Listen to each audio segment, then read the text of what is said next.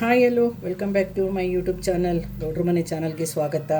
ನಾನು ನೋಡಿ, ಇದು ಒಂದು ಮೊಳಕೆ ಕಾಳು. ಇದು ನಿನ್ನೆ ಬೆಳಗ್ಗೆ ನೆನೆಸಿ ರಾತ್ರಿ ಮೊಳಕೆ ಕಟ್ಟಿದ್ದು ನೋಡಿ. ಇವಾಗ ಒಂದೇ ದಿನಕ್ಕೆ ರಾತ್ರಿಗೆ ಎಷ್ಟು ಉದ್ದ ಮೊಳಕೆ ಬಂದಿದೆ.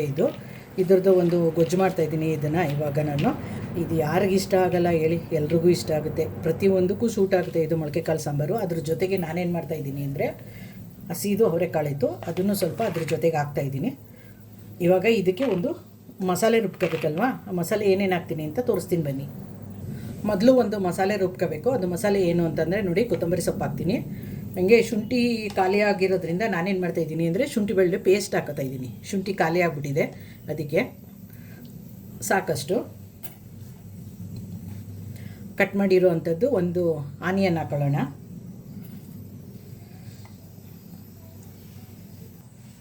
ಇದು ಚಕ್ಕೆ ಲವಂಗದ ಪುಡಿ. ಚಕ್ಕೆ ಲವಂಗದ ಪುಡಿ ಯಾವ ಥರ ಮಾಡೋದು ಅಂತ ಯಾರಿಗಾರು ಬೇಕಿದ್ದರೆ ದಯವಿಟ್ಟು ಕಮೆಂಟ್ ಮೂಲಕ ತಿಳಿಸಿ, ನಾನು ವಿಡಿಯೋ ಮಾಡಿ ಅಪ್ಲೋಡ್ ಮಾಡ್ತೀನಿ. ಅರಶಿನದ ಪುಡಿ ಹಾಕ್ತಾಯಿದ್ದೀನಿ. ಇವಾಗ ಇದು ಒಂದು ಮಸಾಲೆ ಬಂದ್ಬಿಡ್ತೀನಿ. ಇದನ್ನು ಒಂದು ಮಸಾಲೆ ರುಬ್ಬಿದಾಗಿದೆ ನೋಡಿ. ಇವಾಗ ಇದರಲ್ಲಿ ನೋಡಿ, ಇದು ಇನ್ನೊಂದು ಇದು ತೆಂಗಿನಕಾಯಿ ಮತ್ತು ಗಸಗಸೆ ಟೊಮೊಟೊನ ಹಾಕೊಂಡಿದ್ದೀನಿ. ಇದಿಷ್ಟನ್ನು ರುಬ್ಕೊಂಬಂದ್ಬಿಡ್ತೀನಿ ನೋಡಿ. ಕಾಯಿ ಗಸಗಸೆ ಟೊಮೊಟೊ ರುಬ್ಬಿದಾಗಿದೆ. ಈಗ ಸಾಂಬಾರು ಮಾಡೋಕ್ಕೆ ರೆಡಿ ಮಾಡೋಣ. ಆಲ್ರೆಡಿ ಸ್ಟವ್ ಹಚ್ಚಿ ಕುಕ್ಕರ್ ಇಟ್ಟು ಆಯಿಲ್ ಹಾಕಿದ್ದೀನಿ. ಆಯಿಲ್ ಹೀಟ್ ಆಗಿದೆ. ಈಗ ಒಂದು ಅರ್ಧ ಆನಿಯನ್ ಹಾಕೊಂಬಿಡೋಣ.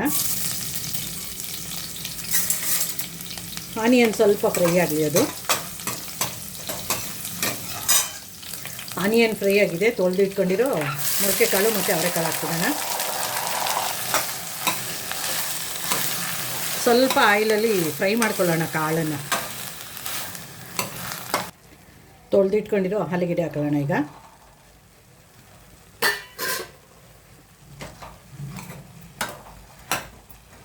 ಫ್ರೈ ಆಗಲಿ ಇದು ಸ್ವಲ್ಪ ಹೊತ್ತು. ನೋಡಿ, ಆನಿಯನ್ ಮಸಾಲೆ ರುಬ್ಬಿದ್ಮೇಲೆ ಅದು ಹಾಕೊಂಬಿಡೋಣ. ಅದು ಸ್ವಲ್ಪ ನೀರು ಹಾಕೋತೀನಿ ಇದಕ್ಕೆ.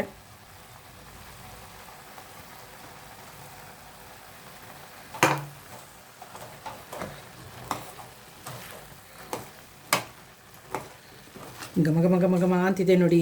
ಇಷ್ಟ ಆಗ್ತಿದ್ರೇ ಇನ್ನು ಅದು ಸಾಂಬಾರು ಪುಡಿ ಮತ್ತು ತೆಂಗಿನಕಾಯಿ ಇದೆಲ್ಲನ ಹಾಕಿ ಒಂದು ವಿಷಲ್ ಕೂಗಿಸ್ತಾ ಅಂತಂದರೆ ವಾ, ಸೂಪರಾದ ಮೊಳಕೆ ಕಾಳು ಸಾಂಬಾರು ರೆಡಿಯಾಗುತ್ತೆ.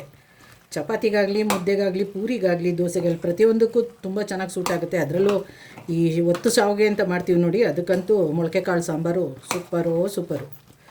ಅದು ಸ್ವಲ್ಪ ಹಸಿ ವಾಸನೆ ಹೋಗೋ ತನಕ ಬೇಯ್ತಾ ಇದೆ ನೋಡಿ ಚೆನ್ನಾಗಿ. ಇದು ಮಟನ್ ಸಾಂಬಾರು ಪುಡಿ ಹಾಕ್ತೀನಿ.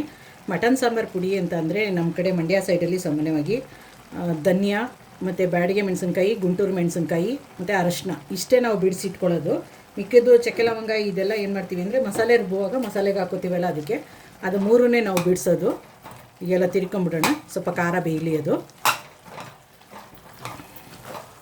ಖಾರ ನಾನು ಸ್ವಲ್ಪ ಹಾಕೋತೀನಿ, ಖಾರ ಜಾಸ್ತಿ ತಿನ್ನಲ್ಲ ಅಂತ. ನಿಮಗೆ ಖಾರ ಜಾಸ್ತಿ ಬೇಕಾದರೆ ನೀವು ಹಾಕ್ಕೊಳ್ಳಿ. ಅದನ್ನು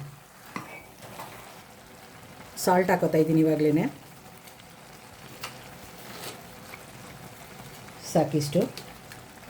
ಮತ್ತು ಕೊತ್ತಂಬರಿ ಸೊಪ್ಪು ಇವಾಗಲೇ ಹಾಕೋತಾ ಇದ್ದೀನಿ ನಾನು.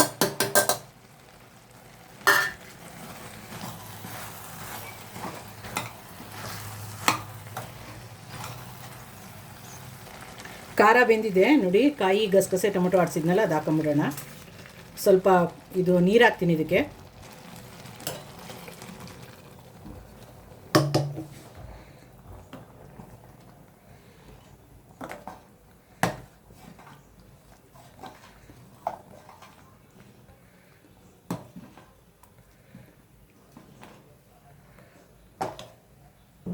ಕುಕ್ಕರ್ ಮುಚ್ಚಳ ಮುಚ್ಚಿಬಿಡೋಣ.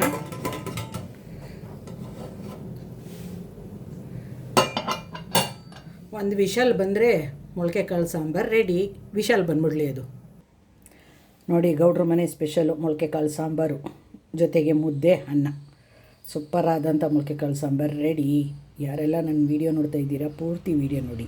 ವೀಡಿಯೋ ಲೈಕ್ ಮಾಡಿ, ಶೇರ್ ಮಾಡಿ, ಕಮೆಂಟ್ ಮಾಡಿ, ಸಬ್ಸ್ಕ್ರೈಬ್ ಮಾಡ್ಕೊಳ್ಳೋದನ್ನು ಮರಿಬೇಡಿ. ಆಲ್ ಅಂತ ಸೆಲೆಕ್ಟ್ ಮಾಡಿ. ಯಾವುದೇ ವೀಡಿಯೋ ಮಾಡಿದ್ರು ಫಸ್ಟು ನೋಟಿಫಿಕೇಷನ್ ನಿಮಗೆ ಬರುತ್ತೆ ನೋಡಿ. ಬಿಸಿ ಮೊಳಕೆ ಕಾಳು ಸಾಂಬಾರು ಜೊತೆಗೆ ಮುದ್ದೆ, ಅನ್ನ ರೆಡಿ.